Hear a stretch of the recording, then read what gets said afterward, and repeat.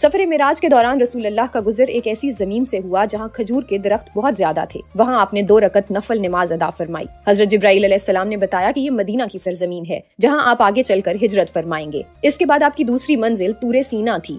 یہاں آپ نے شجر طور کے پاس 2 رکعت نفل پڑھے۔ جبرائیل علیہ السلام نے بتایا کہ یہ وہ مقدس مقام ہے جہاں اللہ تعالیٰ نے حضرت موسیٰ علیہ السلام سے کلام فرمایا۔ پھر آپ تیسری جگہ بیت اللحم تشریف لے گئے۔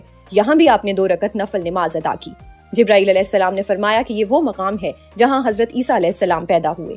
سفر معراج کے پہلے مرحلے کے دوران آپ کا گزر حضرت موسیٰ علیہ السلام کی قبر انور کے قریب سے ہوا۔ آپ نے دیکھا کہ وہ اپنی قبر میں کھڑے نماز ادا کر رہے تھے۔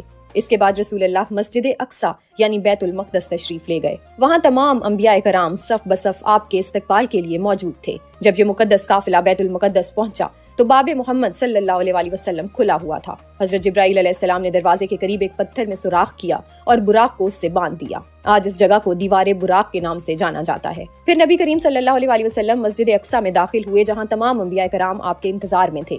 وہاں تمام انبیاء کو رسول اللہ کی امامت میں نماز ادا کرنے کا شرف ملا۔ اسی موقع پر آپ کو امام الانبیاء کا مقام عطا کیا گیا۔ جب آپ مسجد سے باہر تشریف لائے تو آپ کے سامنے دودھ اور شراب کے 2 پیالے پیش کیے گئے۔ آپ نے دودھ کا پیالہ منتخب فرمایا۔